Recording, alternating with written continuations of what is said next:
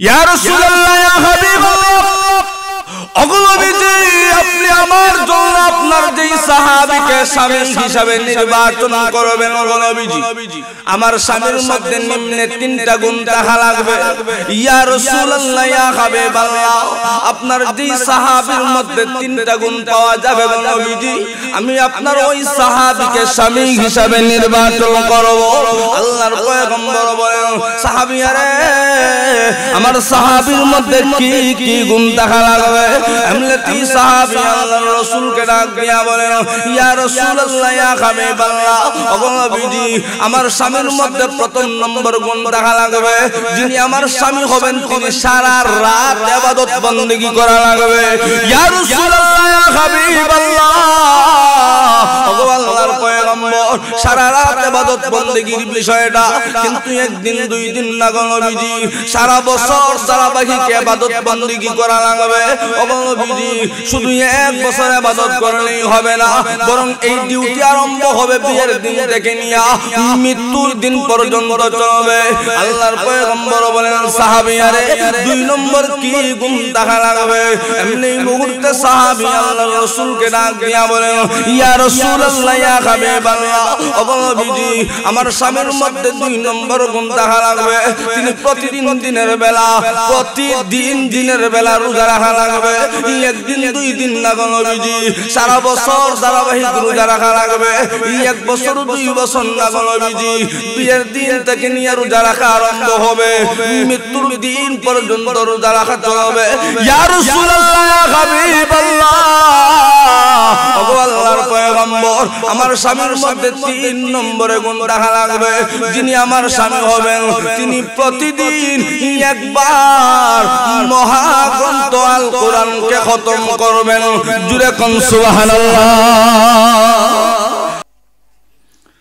कौनैन का मुख्तार खुदा तुमको बनाया उम्मत का निगहबान खुदा तुमको बनाया उम्मत का निगहबान खुदा तुमको बनाया मैं दूर हो मजबूर हो ऐ सैयद आलम मैं दूर हो मजबूर हो ऐ सैयद आलम दीदार दिखाते नहीं आवाज सुना दो दीदार दिखाते नहीं आवाज सुना दो अल्हम्दुलिल्लाह खागुरा इब्तिदाई ও নুরানি মাদ্রাসায় উদ্যোগে আয়োজিত আজকের এই বার্ষিক ওয়াজ মাহফিলের বর্তমান অধিবেশনে সভাপতির মঞ্চে আসীন মুআজ্জাজ মুকাররম জনাব সদরে মুহতারাম সামনে উপবিষ্ট এলাকার মুরব্বিয়ান যুবক ভাইয়েরা পর্দার আড়ালে অবস্থানরত আবেদা সালেহা সম্মানিত মা ও বোনেরা আসুন আমরা সবাই মিলে মহান রবের দরবারে শুকরিয়া আদায় করি যেই মহান রব আমাদেরকে দয়া করে মায়া করে মহব্বত করে ভালোবেসে দুনিয়ার হাজারো ব্যস্ততা থেকে ফারেক করে দুনিয়ার এই জান্নাতি বাগানের জন্য আপনাকে আমাকে কবুল করেছেন আমরা আসতে পেরেছি বসতে পেরেছি খুশি না বেজার আরো জোরে বলেন যে আল্লাহ আমাদেরকে খুশি করলেন সেই আল্লাহকে খুশি করার দরকার আছে না নাই আসুন তাই সেই মহান রবকে সন্তুষ্ট করার লক্ষ্যে মনের সবটুকু আবেগকে উজাড় করে গলার সবটুকু আওয়াজকে বিলীন করে উচ্চ আওয়াজে একবার বলি আলহামদুলিল্লাহ ওয়াবুদুল্লাহ ওয়ালা তুশরিকু বিহি শাইআ ওয়া বিল্লাহি ইহসান বাইরামা মহান আল্লাহ তেলাওয়াত আয়াতের মধ্যে বলেন ও দুনিয়ার মানুষরা তিনটা বিষয়ের আলোচনা করতে গিয়া মহান আল্লাহ প্রথম নম্বর যে বিষয়ের আলোচনা করেন, আল্লাহ ডাক দিয়া বলেন ওয়াবুদুল্লাহ, ও দুনিয়ার মানুষেরা তোমরা আমি আল্লাহর ইবাদত বندگی করো। আমি আল্লাহর ইবাদত থেকে তোমরা গাফিল হয়ে যাও না, আমি আল্লাহর ইবাদতের বেলায় তোমরা অবহেলা করিও না। দুই নম্বরে আল্লাহ ডাক দিয়া বলেন ওয়ালা তুশরিকু বিহি শাইআ, ও দুনিয়ার মানুষেরা তোমরা আমি আল্লাহর ইবাদত করবা ঠিক, কিন্তু ইবাদতটা হতে হবে শিরক মুক্ত, শিরক থেকে বাঁচিয়ে ইবাদত বندگی করা লাগবে। এবার অনেকেই প্রশ্ন করতে পারেন যে হুজুর আমরা আল্লাহর ইবাদত করব, আল্লাহর সাথে কিভাবে আবার ইবাদতের মাধ্যমে শিরক করা হয়? ভাইরা আমার লক্ষ্য করে দেখেন, আপনার আমার সমাজের মধ্যে এমন অনেক মানুষকে পাওয়া যায় যেই মানুষগুলা মসজিদে আযান হওয়ার পরে দৌড়ায় মসজিদের দিকে যায়, মসজিদে যাইয়া আল্লাহর কুদরতি পায়ের মধ্যে সিজদা করে আল্লাহকে খুশি করার জন্য বান্দা চেষ্টা করে। ওই মানুষটাই আবার বছর শেষে যেই মুহূর্তে বাবার মুকামে উরুসের আয়োজন করা হয়, ওই আল্লাহর বান্দা উরুসের মধ্যে যাইয়া বাবার মুকামের মধ্যে বাবার কবরের সামনে গিয়া ওই মানুষটাই আবার বাবার কবরের সামনে সিজদা করে। এমন মানুষ আপনার আমার সমাজে আছে না নাই? আরো জোরে বলতে হবে আছে না নাই? ভাইরা আবার আল্লাহর বান্দা যেই মুহূর্তে আল্লাহর কুদরতি পা চালিয়া বাবার মুকামে যাইয়া বাবার কবরের সামনে সিজদা করে আল্লাহর আরশের মধ্যে কম্পন শুরু হইয়া যায়, আল্লাহর সাথে অংশীদারিত্ব স্থাপন হইয়া যায়। ভাইরা আবার এজন্য মহান আল্লাহ কোরআনের ভিতরে ডাক দিয়া বলেন ও দুনিয়ার মানুষেরা আমার গোলামেরা যত ধরনের গুনাহ করে আমি আল্লাহ আমার গোলামের সব ধরনের গুনাহকে maaf করে দিতে পারি, কিন্তু শিরক নামক গুনাহ আমি আল্লাহ maaf করতে পারি না। এজন্য আল্লাহ দুই নম্বরে ডাক দিয়া বলেন ওয়ালা তুশরিকু বিহি শাইআ, ও দুনিয়ার মানুষেরা তোমরা আমি আল্লাহর ইবাদত করো, কিন্তু শিরক মুক্ত ইবাদত করো। আমি আল্লাহর সাথে তোমরা অংশীদারিত্ব স্থাপন করিও না, আমি আল্লাহর সাথে তোমরা শরীক করিও না। তিন নম্বরে আল্লাহ বলেন ওয়াবিল ওয়ালিদাইনি ইহসান, ও দুনিয়ার মানুষেরা তোমরা তোমাদের মা বাবার সাথে সুন্দর ব্যবহার করো, মা বাবার সাথে তোমরা সুন্দর আচরণ করো, মা বাবার মনে তোমরা কষ্ট দিও না। ভাইয়েরা আবার আল্লাহর পয়গম্বর বিশ্বনবী রাহমাতুল লিল আলামিন ডাক দিয়া বলেন দুনিয়ার কোন সন্তান যদি তার মা বাবার মনে আঘাত দেয়, দুনিয়ার কোন সন্তান যদি তার মা বাবার মনে কষ্ট দেয়, তার মা বাবার মন যদি সন্তানের উপরে নারাজ হইয়া যায়, ওই সন্তানের জন্য মহান আল্লাহ জাহান্নামের দুইটা দরজা খুলিয়া দেয়। আল্লাহর পয়গম্বর আরো বলেন দুনিয়ার কোন সন্তান যদি মা বাবার খেদমত করে, মা বাবার সাথে সুন্দর আচরণ করে, মা বাবার সাথে ভালো ব্যবহার করে, এমত অবস্থায় ওই সন্তানের উপর যদি তার মা বাবার মন সন্তুষ্ট হইয়া যায়, ওই সন্তানের উপর যদি তার মা বাবার মন খুশি হইয়া যায়, ওই সন্তানের জন্য মহান আল্লাহ জান্নাতের দুইটা দরজা খুলিয়া দেয়। চিল্লে কোন সুবহানাল্লাহ। আয়াতের তরজমা করতে গিয়া আপনার আমার সামনে তিনটা বিষয় ফুটে আসলো। প্রথম নম্বর বিষয় আল্লাহ বলেন ওয়াবুদুল্লাহ, বান্দারে তোমরা আমি আল্লাহর ইবাদত বندگی করো, আমি আল্লাহর ইবাদত থেকে তোমরা গাফেল হইয়া যাও না। দুই নম্বরে আল্লাহ বলেন ওয়ালা তুশরিকু বিহি শাইআ, ও দুনিয়ার মানুষেরা তোমরা আমি আল্লাহর সাথে শরীক করিও না, অংশীদারিত্ব স্থাপন করিও না, কারণ আমি আল্লাহ বান্দার সব গুনাহ maaf করতে পারি। কিন্তু আমি আল্লাহ বান্দার শিরকের গুনাহটা maaf করতে পারি না। এজন্য 2 নম্বরে আল্লাহ বলেন বান্দা তুমি ইবাদত করবা কিন্তু ইবাদতটা হবে শিরক মুক্ত, ইবাদত করবা ইবাদতটা হবে শিরক মুক্ত, আল্লাহর সাথে শিরক করা যাবে না। 3 নম্বরে আল্লাহ বলেন ওয়াবিল ওয়ালিদাইনি ইহসানা, ও দুনিয়ার মানুষেরা তোমরা তোমাদের মা বাবার সাথে ভালো ব্যবহার করো, মা বাবার সাথে সুন্দর আচরণ করো, মা বাবার মনে তোমরা কষ্ট দিও না। ভাইয়েরা আমার বুঝে থাকলে বলুন তো দেখি এই 3টা বিষয়ের গুরুত্ব আছে না নাই? আরো জোরে করলে আছে না নাই? ও ভাই এই 3টা বিষয়, এই 3টা গুণে আল্লাহর যেই সমস্ত বান্দারা গুণান্বিত হইয়া যাইতে পারবে মহান আল্লাহ ওই সমস্ত বান্দা বান্দির জন্য জান্নাতের রাস্তা সহজ করে দিবে। চিল্লা এখন সুবহানাল্লাহ। আসুন এবার 3টা বিষয়কে নিয়ে আমরা একটু খোলাসা আলোচনা করার চেষ্টা করি। প্রথম নম্বর বিষয় ওয়াবুদুল্লাহ, বান্দারে তোমরা আমি আল্লাহর ইবাদত বندگی করো। ও ভাই আল্লাহ তো শুধু ইবাদতের কথা বললেন, এখন বান্দা আল্লাহর কি পরিমাণ ইবাদত করবে, কতটুকু সময় ইবাদত করবে, কিভাবে ইবাদত করবে, কিভাবে ইবাদত করলে আল্লাহকে রাজি আর খুশি করা যাবে, আল্লাহকে সন্তুষ্ট করা যাবে, কি পরিমাণ সময় ইবাদত করলে আল্লাহর ইবাদতের হক আদায় হবে, এই ব্যাপারে তো আল্লাহ কিছু বলেন। আল্লাহ বললেন বান্দা ইবাদত কর, বান্দা আল্লাহর ইবাদত করলো কিন্তু জান্নাত উপার্জন করতে পারলো না, আল্লাহকে খুশি করতে পারলো না। এই ইবাদতের আল্লাহর কাছে তো 1 পয়সার মূল্য নাই।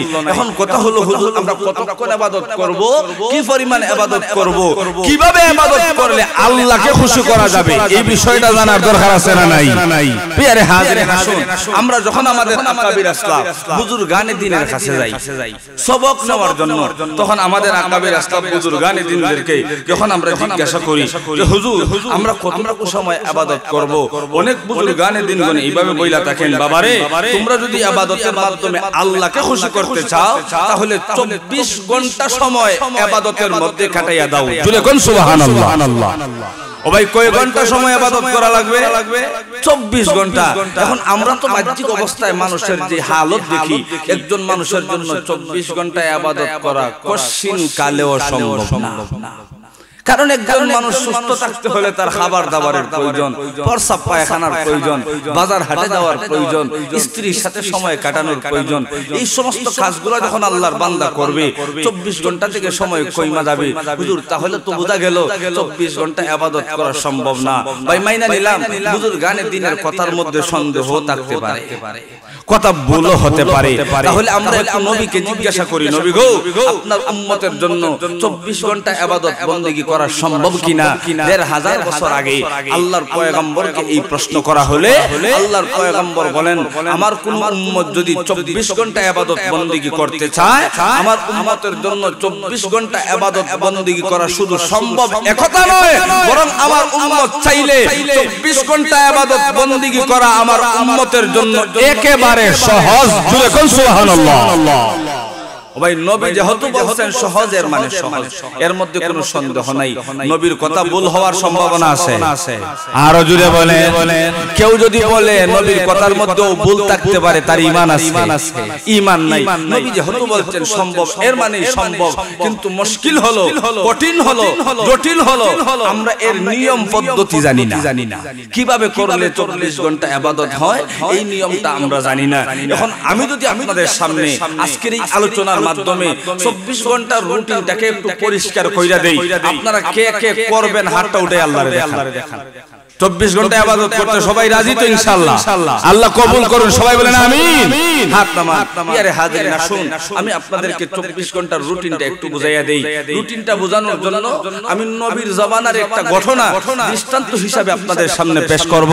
লক্ষ্য করে দেখেন আল্লাহর পয়গম্বর বিশ্ব নবী রাহমাতুল লিল আলামিন একবার মসজিদে নববীর সামনে বসে আছেন, হঠাৎ করে রাসূলের একজন মহিলা সাহাবিয়া যুবতী, যেই মহিলার এখনো বিয়ে শাদী হয় নাই, এমন একজন যুবতী সাহাবিয়া আল্লাহর রাসূলের সামনে হাজির হইয়া আল্লাহর রাসূলকে ডাক দিয়া বলেন ইয়া রাসূলুল্লাহ ইয়া হাবিবাল্লাহ, ওগো নবীজি আমি আপনার একজন সাহাবিয়া, নবী গো আমার তো বিয়ার বয়স হইছে, আমার জন্য একজন দিনদার স্বামী লাগবে। জুড়ে বলেন সুবহানাল্লাহ।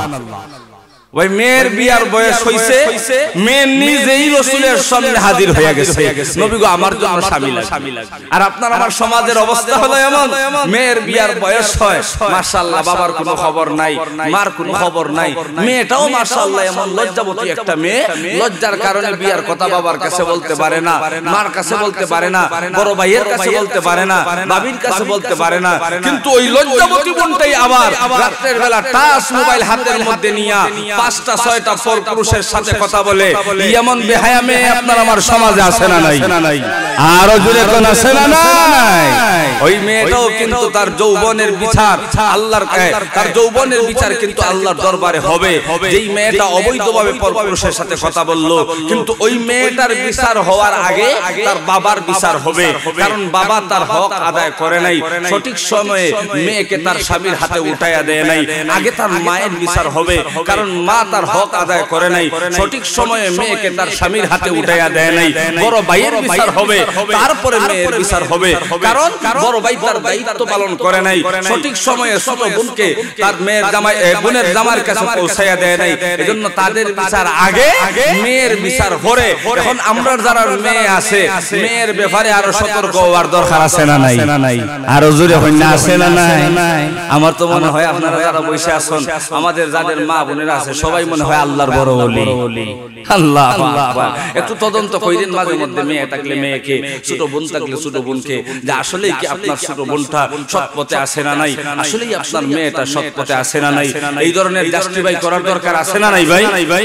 রাসূলের সামনে রাসূলের সাহাবীয়া হাজির হইয়া আল্লাহর রাসূলকে ডাক দিয়া বলেন, নবী গো আমার একজন স্বামী লাগবে, আমার জন্য একজন দিনদার স্বামী তালাশ করেন। দিনদার স্বামী, টাকাওয়ালা স্বামী না, দিনদার স্বামী লাগবে। ওগো নবীজি আমার জন্য একজন দিনদার স্বামী খোঁজেন। রাসূল জিজ্ঞাসা করে বসলেন, ও আমার সাহাবীয়া, তোমার জন্য আমি যাকে স্বামী হিসাবে নির্বাচন করব, কেমন স্বামী তোমার লাগবে, বিষয়টা একটু আমাকে খুইলা বলো। রাসূল যখন এই প্রশ্নটা করছেন, আল্লাহর পয়গম্বরের সাহাবী আল্লাহর রাসূলকে ডাক দিয়া বলেন, ইয়া রাসূলুল্লাহ, ইয়া হাবিবাল্লাহ, ওগো নবীজি আপনি আমার জন্য আপনার যেই সাহাবীকে স্বামী হিসাবে নির্বাচন করবেন, ওগো নবীজি আমার স্বামীর মধ্যে নিম্নে 3টা গুণ থাকা লাগবে।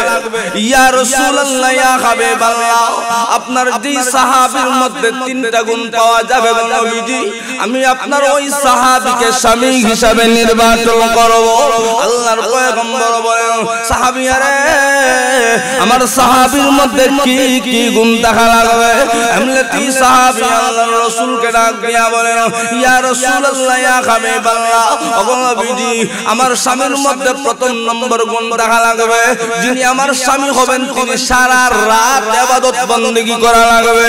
ইয়া রাসূলুল্লাহ, ইয়া হাবিবাল্লাহ, ওগো আল্লাহর পয়গম্বর সারা রাত ইবাদত বندگির বিষয়টা কিন্তু একদিন দুই দিন না গো নবীজি, সারা বছর ধারাবাহিক ইবাদত বندگی করা লাগবে। ওগো নবীজি শুধু এক বছর ইবাদত করলেই হবে না, বরং এই ডিউটি আরম্ভ হবে বিয়ের দিন থেকে নিয়ে মৃত্যুর দিন পর্যন্ত চলবে। আল্লাহর পয়গম্বর বলেন, সাহাবীয়ারে 2 নম্বর কি গুণ থাকা লাগবে? এমনি মুহূর্তে সাহাবী আল্লাহর রাসূলকে ডাক দিয়া বলেন, ইয়া রাসূলুল্লাহ, ইয়া হাবিবাল্লাহ, ওগো নবীজি আমার স্বামীর মধ্যে 2 নম্বর গুণ থাকা লাগবে, তিনি প্রতিদিন দিনের বেলা রোজা রাখা লাগবে। একদিন দুই দিন না গো নবীজি, সারা বছর ধারাবাহিক রোজা রাখা লাগবে। 1 বছর 2 বছর না গো নবীজি, বিয়ের দিন থেকে নিয়ে রোজা রাখা আরম্ভ হবে, মৃত্যুর দিন পর্যন্ত রোজা রাখা চলবে। ইয়া রাসূলুল্লাহ, ইয়া হাবিবাল্লাহ, ওগো আল্লাহর পয়গম্বর আমার স্বামীর মধ্যে 3 নম্বরে গুণ থাকা লাগবে, যিনি আমার স্বামী হবেন তিনি প্রতিদিন একবার মহাগ্রন্থ আল কোরআনকে খতম করবেন। জুরে কোন সুবহানাল্লাহ।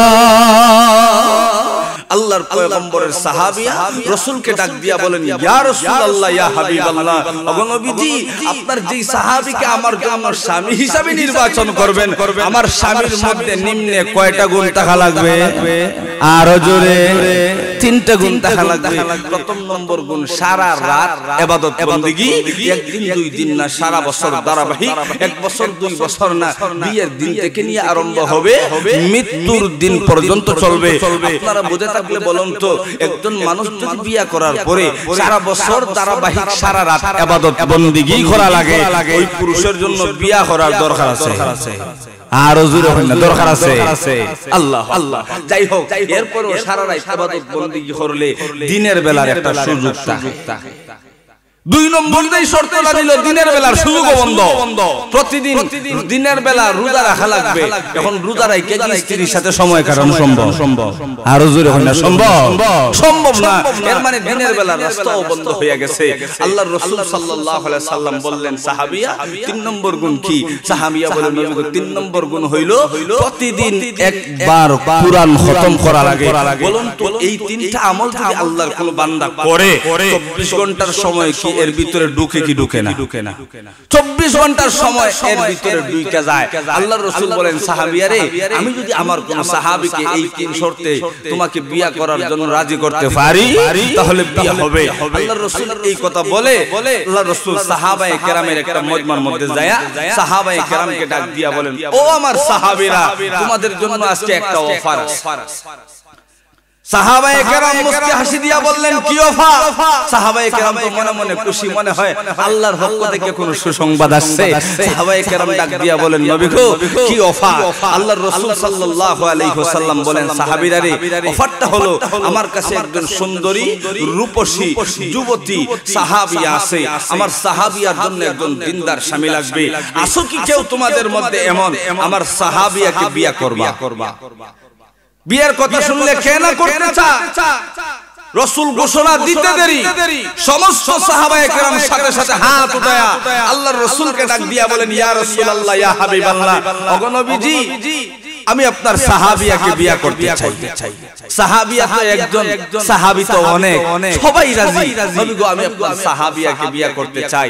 আল্লাহর রাসূল বলেন, সাহাবীরা রে, বিয়ে তো করবাটি, শর্ত আছে তিনটা। রাসূল যখন শর্তের কথা উল্লেখ করছে, এমনিতেই সাহাবীরা টেনশনের মধ্যে হয়ে গেছে। আরে রাসূল না জানি কি শর্ত দেয়।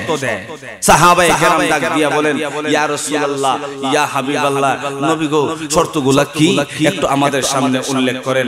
আল্লাহর রাসূল সাল্লাল্লাহু আলাইহি ওয়াসাল্লাম সাহাবায়ে কেরামকে ডাক দিয়া বলেন, রে সাহাবীরা, আমার সাহাবিয়ার পক্ষ থেকে তিনটা শর্ত দেওয়া হয়েছে।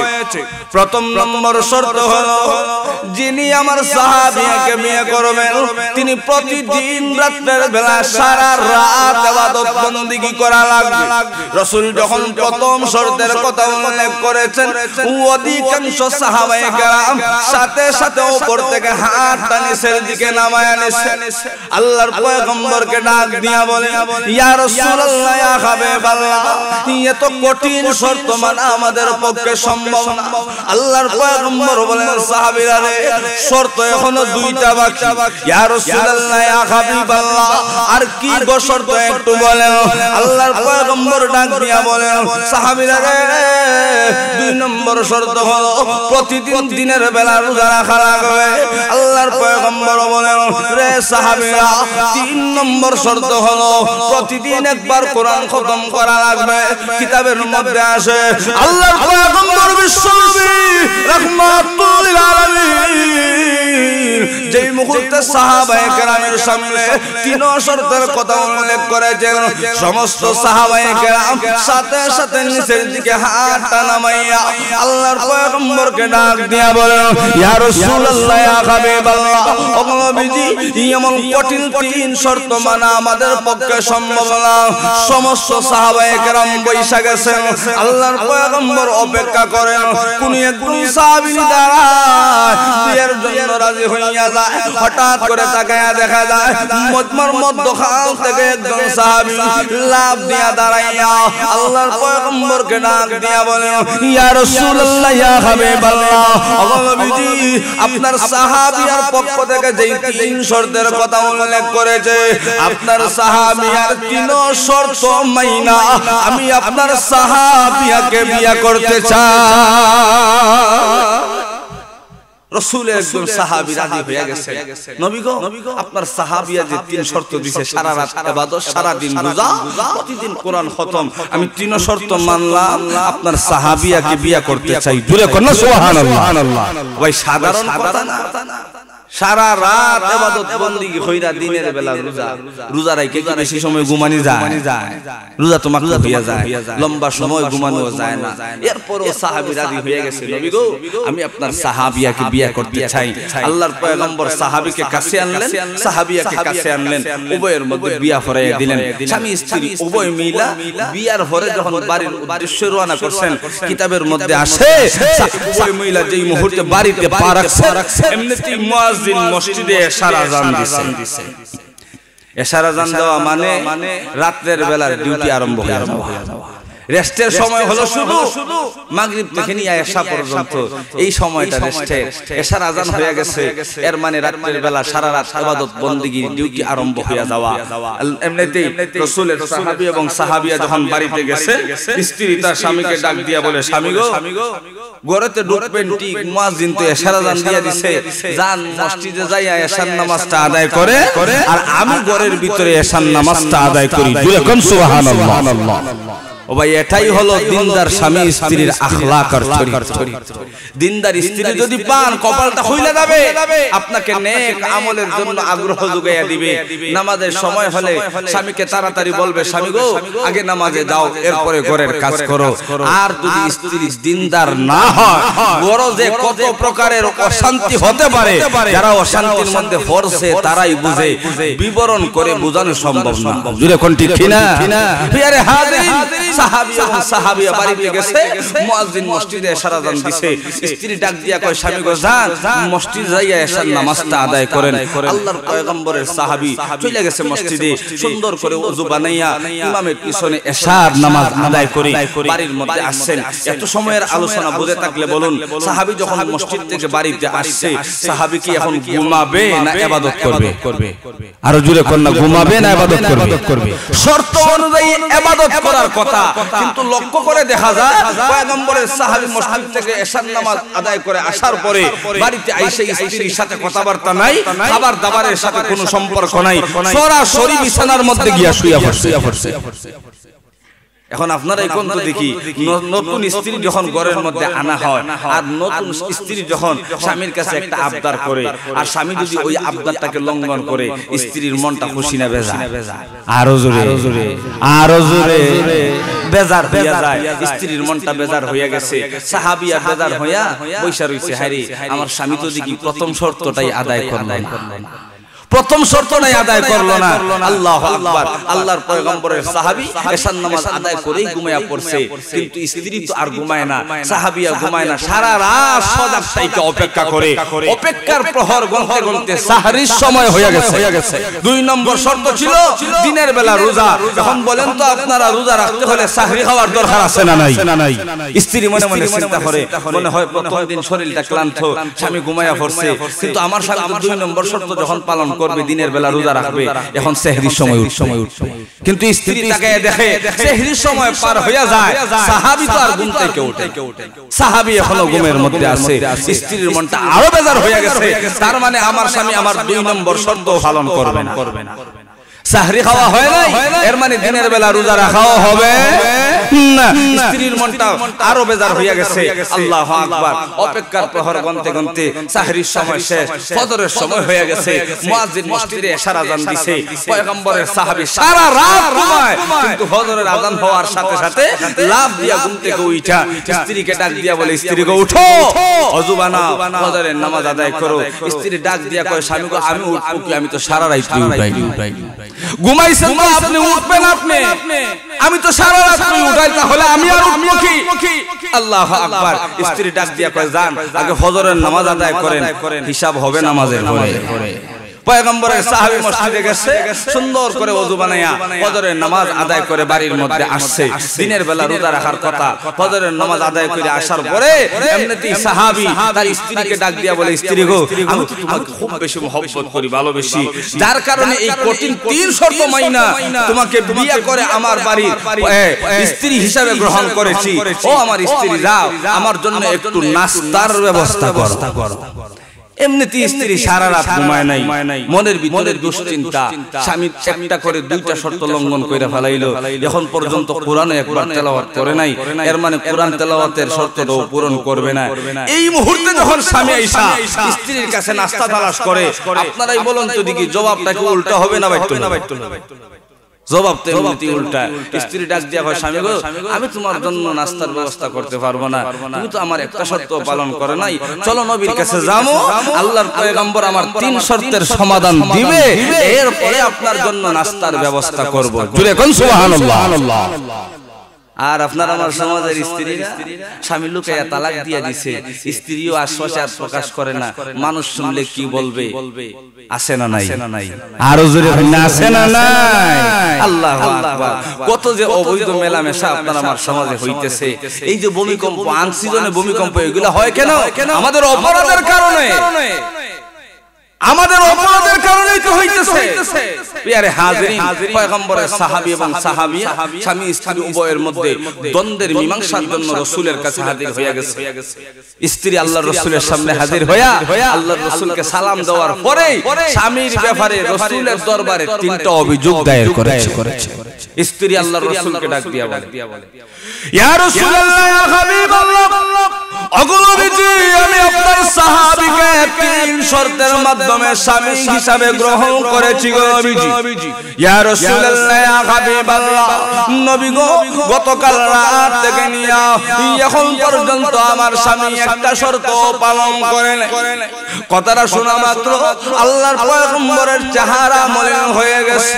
আল্লাহর পয়গম্বর বলেন, সাহাবীরা, তুমি যদি 3 শর্ত মানার মতো ক্ষমতা তোমার না থাকে, তাহলে কেন আমার সাহাবিয়াকে বিয়া করলা? আর বিয়া যেহেতু করছো, কেন 3 শর্ত পালন করলা না? এমনিতেই পয়গম্বরের সাহাবী আল্লাহর রাসূলকে ডাক দিয়া বলেন, ইয়া রাসূলুল্লাহ, ইয়া হাবিবাল্লাহ, ওগো নবীজি, আমার স্ত্রী আপনার সামনে অভিযোগ দায়ের করেছে, আমার স্ত্রীর দেওয়া 3 শর্ত আমি পালন করি নাই। নবী গো, আমি তো আপনার সাহাবী, আপনার সাথে মিথ্যা বলতে পারি না গো নবীজি। ওগো নবীজি, আমি আপনার সাহাবী হয়ে বলতেছি, আমার স্ত্রীর দেওয়া 3 শর্ত আমি এই পর্যন্ত পরিপূর্ণভাবে পালন করেছি। স্ত্রী দাবি করলে একটা শর্ত পালন করে নাই, আর সাহাবী ডাক দিয়া বলতেছে, নবী গো, আমি 3 শর্ত পালন করছি। সাহাবী আরো একটু আগায়া বলেন, নবী, শুধু 3 শর্ত পালন করছি এমন না, বরং আমার স্ত্রী চাওয়া থেকে আমি আরো একটু বেশি অতিরিক্ত করেছি। যখন সুবহানাল্লাহ, রাসূল পয়রা গেলেন দিদার মধ্যে, দিদা সংশয়ের মধ্যে আল্লাহর রাসূল পয়রা গেলেন। রাসূল বলেন, সাহাবীদের স্বামী স্ত্রী উভয় তো এক রুমেই ছিলা, তুমি যদি পালন কইলে তাহলে তোমার স্ত্রী দেখার কথা, আর তোমার স্ত্রী দেইখা থাকলে তোমার ব্যাপারে মিথ্যা বলবে কেন? আল্লাহর রাসূল সাল্লাল্লাহু আলাইহি ওয়াসাল্লাম বলেন, ও আমার সাহাবী, তুমি কিভাবে 3টা শর্ত পালন করছো তোমার স্ত্রীর সামনে একটু বুঝায়া। এমনিতেই সাহাবী আল্লাহর রাসূলকে সম্বোধন করে স্ত্রীকে বুঝায়া দিতেছে। ইয়া রাসূলুল্লাহ, হাবিবাল্লাহ, অগণবিজি, আমার স্ত্রীর প্রথম নম্বর শর্ত ছিল আমি যেন সারা রাত ইবাদত বندگی করি। ইয়া রাসূলুল্লাহ, ইয়া হাবিবাল্লাহ, অগণবিজি, আমি আমার স্ত্রীর কাছ থেকে জানতে চাই, আমি গতকাল রাতের বেলায় এশার নামাজ আদায় করেছি কিনা?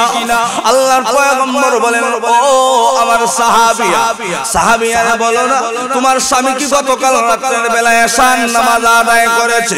এমনিতেই পয়গম্বরের সাহাবিয়া ডাক দিয়া বলেন, ইয়া রাসূলুল্লাহ, রাসূলুল্লাহ ইয়া হাবিবাল্লাহ ওগো নবীজি হ্যাঁ আমার স্বামী অবশ্যই এশার নামাজ আদায় করেছেন এমনিতেই সাহাবী আল্লাহর রাসূলকে ডাক দিয়া বলেন ইয়া রাসূলুল্লাহ ইয়া হাবিবাল্লাহ ওগো নবীজি আমি গতকাল রাতের বেলায় এশার নামাজ আদায় করেছি আপনি না গো নবীজি হাদিসের মধ্যে বলেছেন আপনার এই সমস্ত উম্মতেরা সুন্দর করে ওযু বানাইয়া বা জামাতে এশার নামাজ ইমামের পিছনে আদায় করবে এই এশার নামাজের উপরে মহান আল্লাহ খুশি হইয়া ওই বান্দার আমল নামায় অর্ধেক রাত ইবাদত বন্দেগীর সব দান করে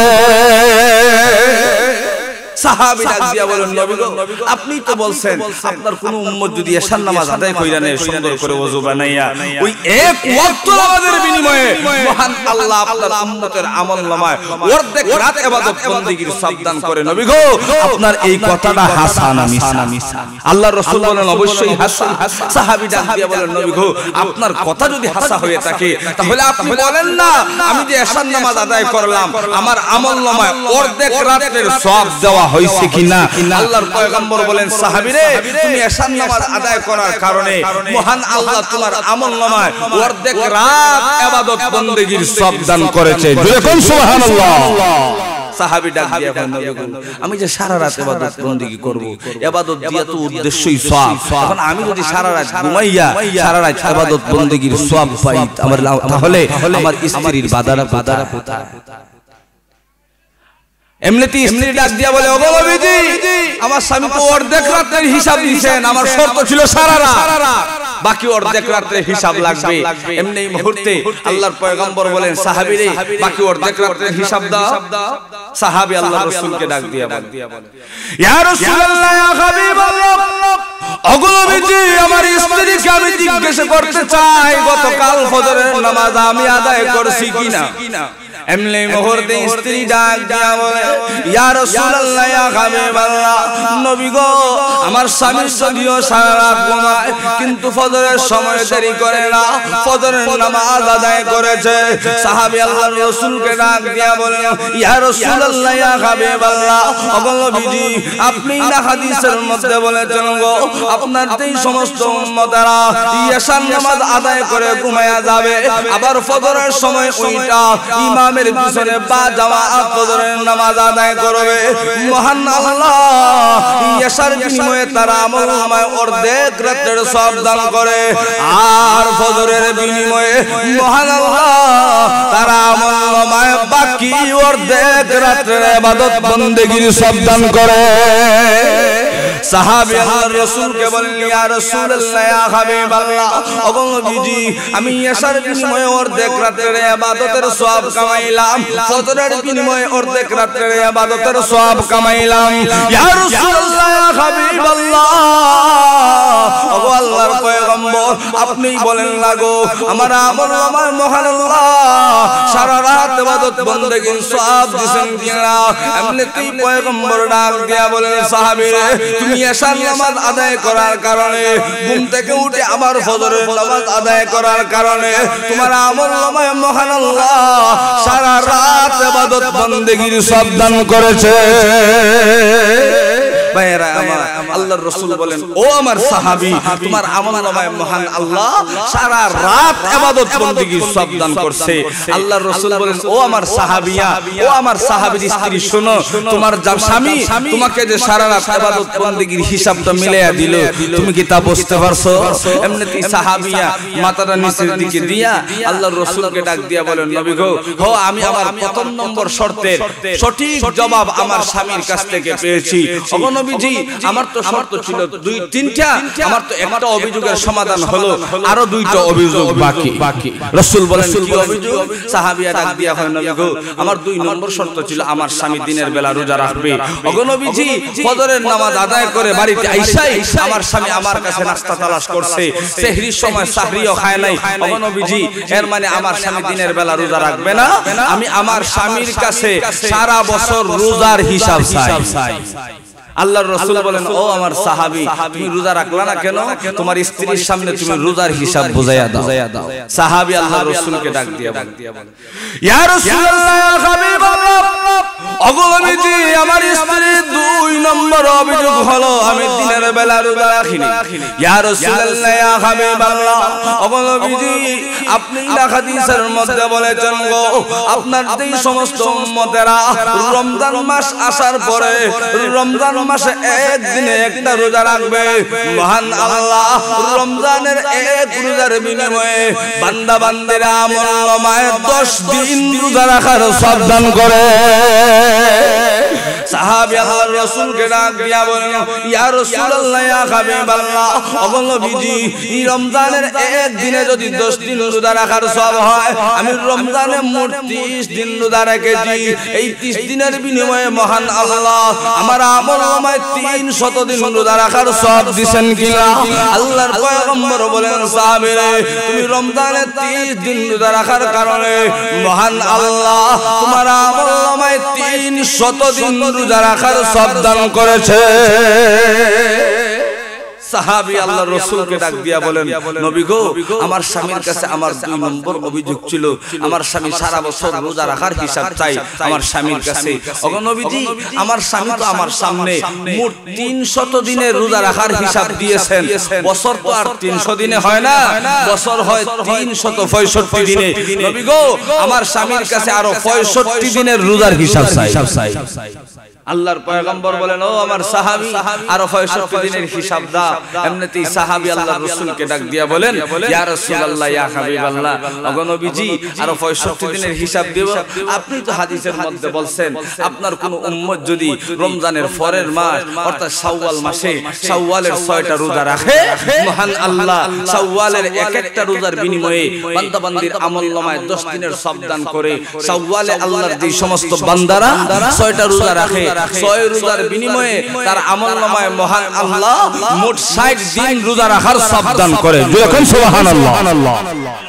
রমজানের 30 দিনে 300, শাওয়ালের 6 দিনে 60, মোট কত ভাই? 360। এখনো কিন্তু বছর পুরা হয় নাই। সাহাবীরা ডাক দিয়া বলেন, নবী গো আরো 5 দিনের হিসাব। রাসূল বলেন, ও আমার সাহাবী আরো 5 দিনের হিসাব দাও। সাহাবী আল্লাহর রাসূলকে ডাক দিয়া বলেন, নবী গো আমি 5 দিন রোজা ছাড়ছি, তবে এটাও কিন্তু আমার ইচ্ছাকৃতভাবে না। ওগো নবীজি আপনি তো হাদিসের মধ্যে বলছেন বছরের মধ্যে 5টা দিন এমন আছে যেই 5 দিন উম্মতের জন্য রোজা রাখা হারাম। যেই 5 দিন রোজা রাখা হারাম, কেউ যদি এই 5 দিন রোজা রাখে তার আমলনামায় সওয়াবের পরিবর্তে গুনাহ দেওয়া হবে। নবী গো আমার স্ত্রীর শর্ত মানতে গিয়ে আমি গুনার কাজ করতে পারবো না। ওগো নবীজি 5 দিন হলো ঈদুল ফিতরের দিন, ঈদুল আজহার দিন, আইয়ামে তাশরিকের 3 দিন, এই হলো মোট 5 দিন। এই 5 দিন রোজা রাখা হারাম। 365 দিকে চইলা গেল 5, বাকি রইল 360। রমজানে 300, শাওয়ালে 60, মোট 1 বছর হইছে নি ভাই? 1 বছরের হিসাব দিয়া দিছে। সাহাবীরা ডাক দিয়া কয়, নবী গো আমার 2 নম্বর শর্তের জবাব ভালোভাবে বুঝা পাইয়া গেছি। ওগো নবীজি আমার 3 নম্বর আরো একটা শর্ত বাকি। 3 নম্বর শর্তটা হলো আমার স্বামী প্রতিদিন কোরআন খতম করবে। আমার স্বামী এই পর্যন্ত একবারও কোরআন তেলাওয়াত করে নাই। আল্লাহর রাসূল বলেন, সাহাবীরে তোমার স্ত্রীর 3 নম্বর শর্তের জবাব দাও। সাহাবী আল্লাহর রাসূলকে ডাক দিয়া বলেন, ইয়া রাসূলুল্লাহ ইয়া হাবিবাল্লাহ, আমি যে একটা কথা আগেই বলেছিলাম নবী গো আমি স্ত্রীর কথা থেকে স্ত্রীকে ভালোবাসা আরো একটু অতিরিক্ত করেছি, আমল একটু বেশি করেছি। ইয়া রাসূলুল্লাহ ইয়া হাবিবাল্লাহ, আমার স্ত্রীর শর্ত ছিল আমি যেন প্রতিদিন একবার কোরআন খতম করি। নবী গো আমি আমার স্ত্রীকে মহব্বত করি, ভালোবাসি। সারা রাত ইবাদত বন্দেগীর আমলটাও বেশি করতে পারি নাই, সারা বছর রোজা রাখার আমলটাও বেশি করতে পারি নাই। কোরআন খতমের বেলায় যখন আসলাম আমার স্ত্রীর শর্ত ছিল একবার কোরআন খতম করব, আমি তা না করে আমার স্ত্রীর সন্তুষ্টির জন্য 2 বার কোরআন খতম করেছি। জোরে কোন সুবহানাল্লাহ। স্ত্রীর শর্ত হলো একবার, স্বামী দাবি করতেছে নবী গো আমি 2 বার কোরআন খতম করছি। আল্লাহর রাসূল বলেন, ও আমার সাহাবী বিষয়টা একটু কইলা বলো। সাহাবী ডাক দিয়া বলেন, নবী গো আপনি না বলেছেন কোরআনের মধ্যে এমন একটা সূরা আছে, সূরাটা ছোট কিন্তু তেজ আর পাওয়ারটা আল্লাহর কাছে খুব বেশি। কোন সুবহানাল্লাহ। সূরাটা ছোট কিন্তু সূরার পাওয়ার আল্লাহর কাছে খুব বেশি। ওগো নবীজি আপনি না বলছেন যেই সূরার নাম সূরাতুল ইখলাস, কুল হুয়াল্লাহ সূরা। নবী গো আপনিই তো বলছেন আপনার কোন উম্মত যদি একবার কুল হুয়াল্লাহ পড়ে আপনার উম্মতের আমলনামায় 10 পারা কোরআন তেলাওয়াতের সওয়াব দান করা হয়। জোরে কোন সুবহানাল্লাহ। ও ভাই কোরআনের ভিতরে ফারা কয়টা? আরো জোরে হইনা কয়টা 30 পারা আল্লাহু আকবার সাহাবী ডাক দিয়া বলেন নবী গো আমি যখন বাড়ি থেকে ফজরের নামাজের উদ্দেশ্যে মসজিদে যাওয়ার জন্য রওনা করলাম মসজিদে যাইতে যাইতে বাড়ি থেকে মসজিদে যাওয়ার আগে আগে আমি তিনবার কুল হুয়াল্লাহ সূরা তেলাওয়াত করছি ফজরের নামাজ শেষ করে আবার যখন মসজিদ থেকে বাড়ির উদ্দেশ্যে রওনা করলাম মসজিদ থেকে বাড়িতে আসতে আসতে আরো তিনবার কুল হুয়াল্লাহ সূরা তেলাওয়াত করেছি তিনবার পড়লে এক খতম ছয়বার পড়লে দুই খতম নবী গো আমি আইতে এবং যাইতে দুইবারে মোট 6 বার কুল হুয়াল্লাহ সূরা তেলাওয়াত করছি ওগো নবীজি আমি আপনার কাছ থেকে জানতে চাই আমার আমলনামায় মহান আল্লাহ দুই খতম কোরআনের সওয়াব দিবেন কিনা আল্লাহর রাসূল বলেন সাহাবী রে তোমার আমলনামায় মহান আল্লাহ দুইবার কোরআন খতম করার সওয়াব দান করেছেন দুইটা কোন সুবহানাল্লাহ ও ভাই স্ত্রী তিন অভিযোগের জবাব শেষ রাসূল বলেন ও সাহাবী এবং সাহাবিয়া যাও বাড়িতে সুন্দর করে সংসার সাজাও